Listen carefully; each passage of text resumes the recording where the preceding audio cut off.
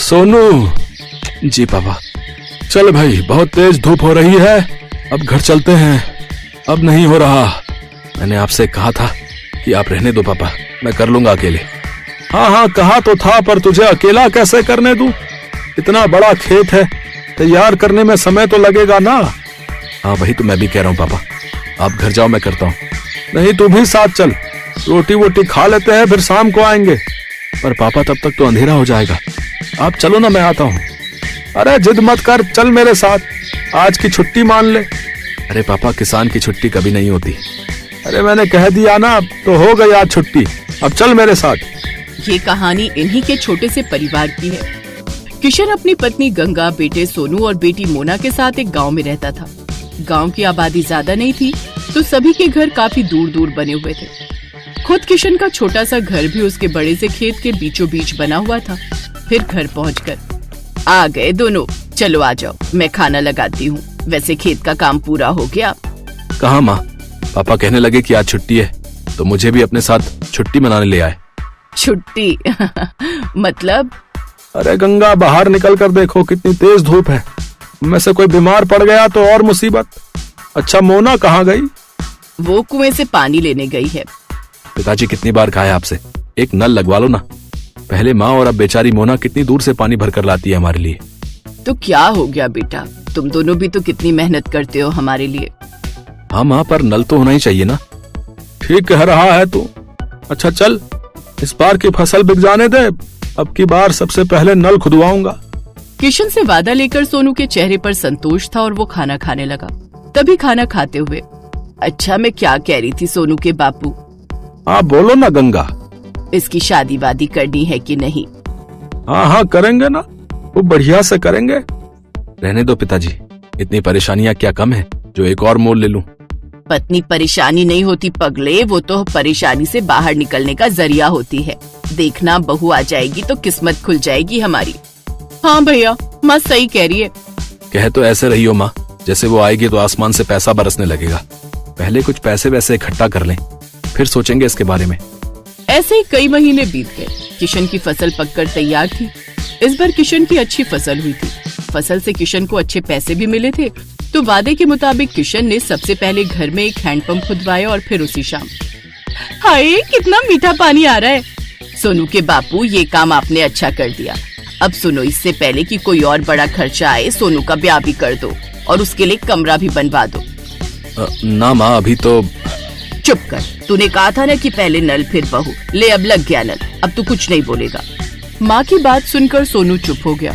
फिर उस दिन से ही गंगा और किशन ने सोनू के लिए लड़की देखना शुरू कर दिया। और फिर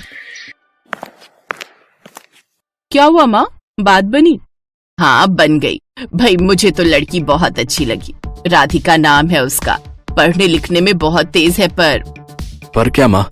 उसके बाबा की तबीयत सही नहीं रहती, माँ है नहीं, लेकिन मुझे तो बहुत अच्छी लगी। देखने में भी बड़ी प्यारी है। हाँ, और मुझे तो बहुत समझदार भी लगी। हम तो हाँ कर आए हैं, अब तो शादी की तैयारी करो भाई। कुछ दिनों के बाद सोनू की शादी राधिका से हो गई। राधिका ने ससुराल आते ही घर का सारा काम संभाल लिया। इस छोटे से परिवार में खुशियां ही खुशियां थी।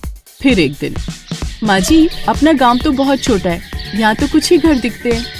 हाँ बेटा, शुरू से ऐसा ही है ये गांव। राम राम सबसे है, लेकिन किसी से कोई ज्यादा मतलब रखता नहीं है। सब अपनी अपनी खेती करते हैं और खुश रहते हैं।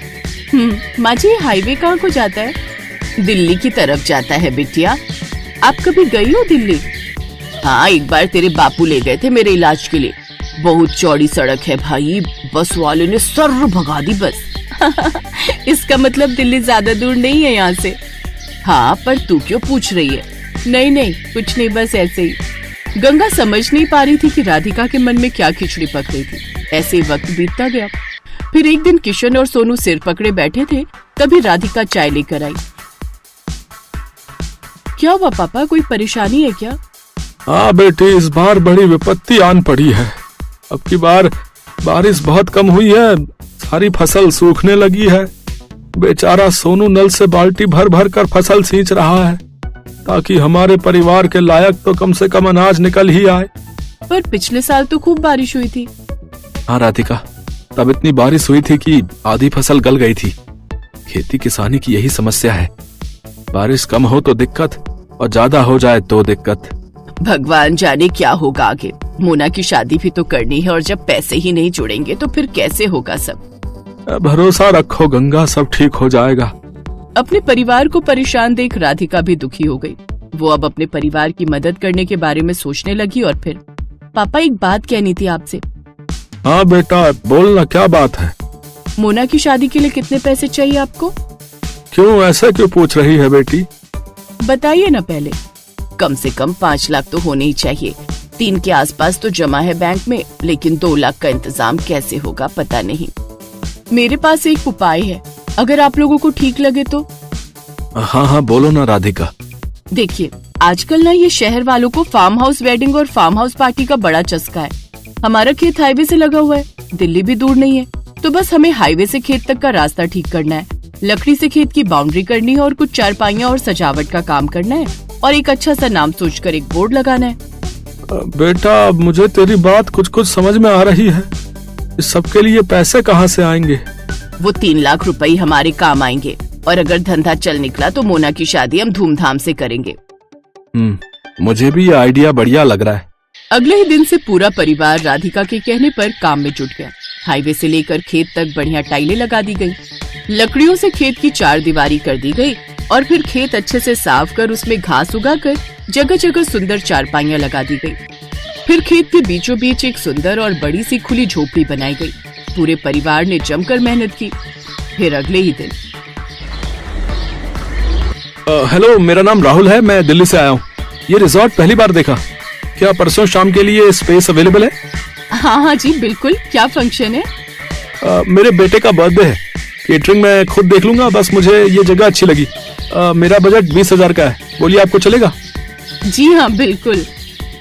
थैंक यू सो मच, ये लीजिए 10,000 रुपए एडवांस। राधिका का प्लान काम कर रहा था। 2 दिन बाद राहुल ने अपने बच्चे का बर्थडे खूब अच्छे से मनाया। राधिका और उसके परिवार ने पूरे खेत को गुब्बारों और रोशनी से सजाया था। ऐसे ही धीरे धीरे लोगों को गंगा के रिजॉर्ट के बारे में पता चलता गया और लोग आते गए।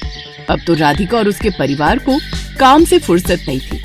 फिर ठीक 2 साल बाद, भैया खाना जल्दी लगाओ, बारात आने वाली है। जी मैडम, अभी लगाता हूँ। ओहो, मोना तैयार हुई कि नहीं? मोना मोना आ जाओ भाई। देख रही है राधिका अपनी ननद को? हाँ माँ, परी से कम नहीं लग रही है। सब आपकी वजह से है भाभी, मेरी नहीं हमारी वजह से। और सुनो, अपने पहले बच्चे के पहले बर्थडे के लिए अभी से बुकिंग कर लो इस रिजॉर्ट की, क्या पता तब ये स्पेस खाली हो या ना हो।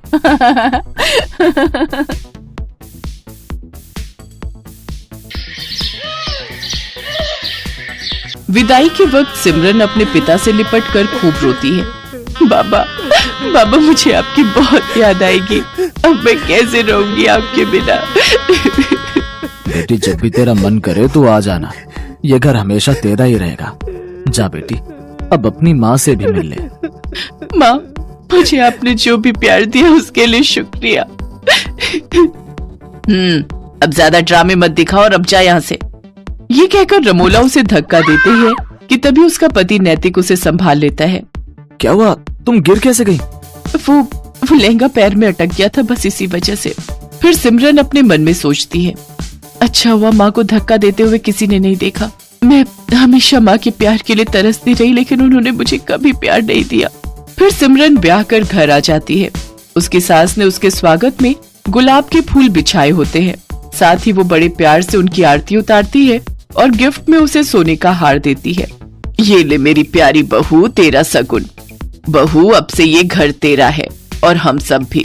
तुझे कुछ भी चाहिए होगा या किसी काम में मदद चाहिए हो तो हमें कहना। अच्छा, अब तुम दोनों थक गए होंगे, थोड़ी देर आराम कर लो, बाकी की रस्में फिर करेंगे। शुक्रिया माँ जी। सिमरन नैतिक के साथ कमरे में चली जाती है और आराम करती है। फिर दिन के 1 बजे उसकी नींद खुलती है। ओह गॉड, कितनी देर हो गई, मेरी पहली रसोई की रस्म भी अभी बाकी थी। माँ जी तो बहुत गुस्सा करेंगी। सिमरन जल्दी से बाथरूम की तरफ जाती है, लेकिन बाथरूम से नहाकर निकल रहा नैतिक सिमरन से टकरा जाता है और सिमरन फिर गिरने वाली थी कि तभी वो उसे संभाल लेता है। इतने में उनके कमरे में सिमरन की सास कमला आ जाती है। अरे बच्चों, ये क्या कर रहे हो? कम से कम दरवाजा तो बंद कर लेते। माँ ऐसा कुछ नहीं है, वो तो बस हम टकरा गए थे। कोई नहीं बच्चों, अभी तो तुम्हारे दिन है खेलने कूदने के। चलो अच्छा, अब तुम दोनों फ्रेश होकर नीचे आ जाओ, खाना लग गया है टेबल पर। माँ जी मुझे माफ कर दीजिए, मेरी आंखें नहीं खुली। कोई बात नहीं बेटी, मैं समझती हूँ, शादी की थकान होगी अभी शरीर में।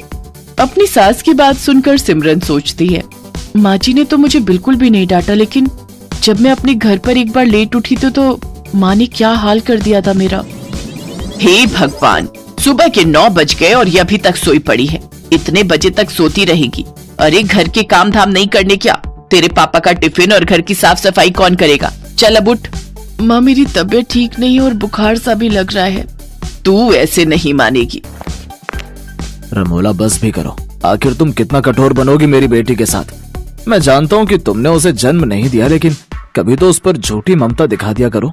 आप चुप रहिए जी, मैं जो कर रही हूँ इसकी भलाई के लिए कर रही हूँ। कल को ये ससुराल जाएगी, वहाँ बीमार होगी तो क्या वो इसका बहाना सुनेंगे? नहीं ना, अभी से इसे तैयार कर रही हूँ। ठीक है, लेकिन उस बेचारी के साथ जरा ठीक से पेश आया करो, आखिरकार वो हमारी इकलौती बेटी है। तभी नैतिक सिमरन से कहता है, सिमरन कहाँ खो गई? चलो तैयार हो जाओ। हाँ। कुछ देर बाद सिमरन तैयार होकर नीचे आ जाती है, जहाँ उसकी सास उसकी नजर उतारती है। थू, मेरी बहू को किसी की नजर ना लगे। मेरी प्यारी बहू, अब खाना खा ले। वो सब मिलकर खाना खाते हैं। फिर सिमरन प्लेट उठाने लगती है तो उसके हाथ से एक प्लेट नीचे गिर जाती है और टूट जाती है। अब माँ जी मुझे माफ कर दीजिए, वो मैं कोई बात नहीं बहू। अरे क्या हुआ बहू, तू इतना घबरा क्यों रही है? कुछ भी तो नहीं हुआ, बर्तन है, टूट गया तो क्या दूसरा आ जाएगा? नहीं माँ जी, वो मैं सचमुच, मुझे माफ कर दीजिए। मैं बहुत गड़बड़ करती हूँ, मुझे मत जलाइए, मत मारिए। करम जली, तूने ये नया कप तोड़ दिया, मेरा नुकसान कर दिया। अब देख मैं क्या करती हूँ। रमोला चूल्हे में से गरम लकड़ी निकाल कर सिमरन के हाथ पर लगा देती। और अब हम बात करने वाले एक ऐसे टूल के बारे में जो कि आपके ऑनलाइन ब्राउजिंग के फीचर में काफ़ी हेल्पफुल टूल होने वाला है, और उस टूल का नाम है GoLogin. GoLogin the best browser for multi accounting. इसको आप मल्टी अकाउंटिंग पर्पस के लिए आप यूज़ कर सकते हो। आप इसका प्रोफाइल भी देख सकते हो, बड़ा अच्छा है, और ये इस पर आप गूगल, फेसबुक, टिकटॉक, आप किसी भी अकाउंट का आप ये मैनेज कर सकते हो। तो यहाँ से आप इसकी रेटिंग भी देख सकते हो, रेटिंग भी अच्छी है, और आप चाहो तो 7 डेज़ का आपको फ्री ट्रायल भी मिल जाएगा, आप वो से भी यूज़ कर सकते हो। इसका जो बेस्ट फीचर यूज़ जो है वो मार्केटिंग के टूल में इसका बहुत अच्छा उपयोग है, और वहाँ से आप इसे इजीली यूज़ कर सकते हो। ये एक नॉर्मल ब्राउज़र की तरह आपको बना देता है, ये एक यूनिक डिजिटल आइडेंटिटी क्रिएट कर देता है, जिसके वजह से आपको बैन होने का चांस ख़त्म हो जाता है। तो लिंक जो है वो डिस्क्रिप्शन में मिल जाएगा, वहाँ से जाके आप यूज़ कर सकते हो। तो थैंक यू।